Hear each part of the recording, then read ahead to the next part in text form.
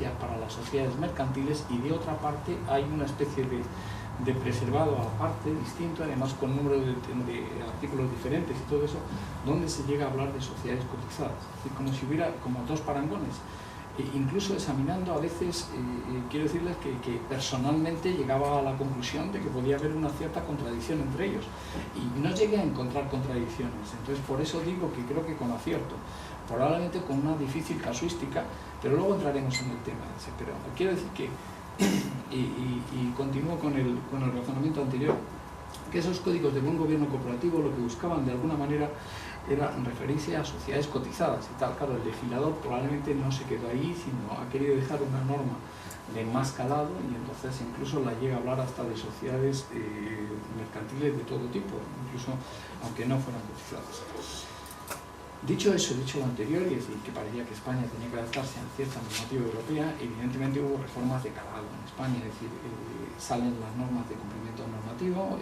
Hace un par de años, creo que la reforma de hablar de memoria, que fue en diciembre del año 2010, hubo una reforma singular del Código Penal que estableció por primera vez en España la posibilidad de la responsabilidad criminal de las personas jurídicas.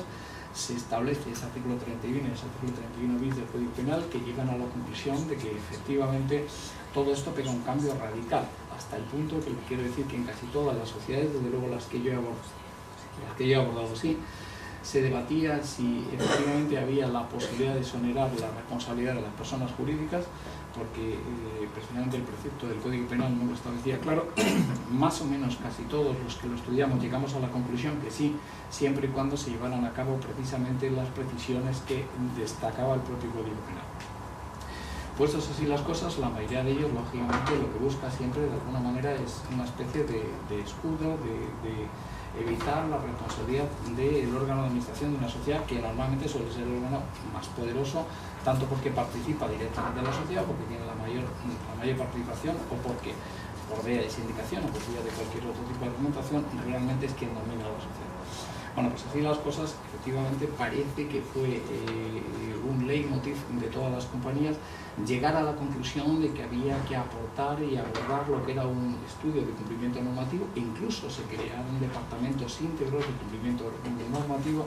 y además con un asesoramiento generalmente externo que parecía que era lo único que podía garantizar a las empresas cierta indemnidad hacia posibles responsabilidades de eso.